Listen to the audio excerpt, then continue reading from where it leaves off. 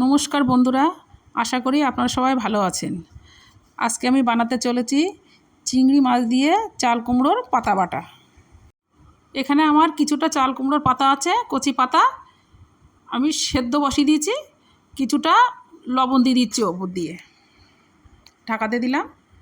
সেদ্ধটা আমার হয়ে গেছে, ঢাকনাটা খুলে নিলাম।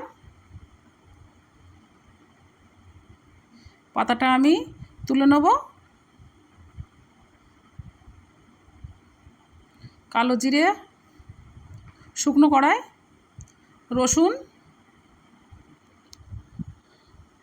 কাঁচা লঙ্কা, এটা আমি ভালো করে শুকনো কড়াই ভেজে নেব। এখানে কিছুটা চিংড়ি মাছ আছে, চিংড়ি মাছটা আমি হালকা ভেজে নেব। ভাজা হয়ে গেছে, তুলে নিয়েছি। এর পাতাটা আমি শিলে ভালো করে বেটে নেব।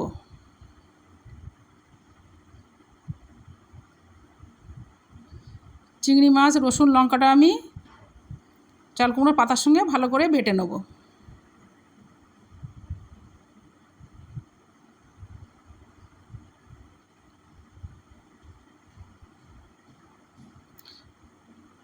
বাটা আমার হয়ে গেছে, তুলে নিচ্ছি। কড়াই আমি তেল দিয়ে দিচ্ছি। এর পাতাটা আমি দিয়ে দিচ্ছি।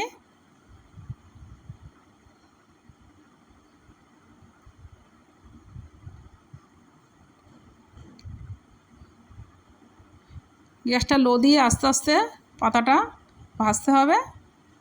লবণ পরিমাণ মতো হলুদটা আমি দিয়ে দিচ্ছি। সামান্য চিনি দিয়ে ভালো করে ভাজতে হবে। ভাজাটা আমার হয়ে গেছে, তুলে নিচ্ছি।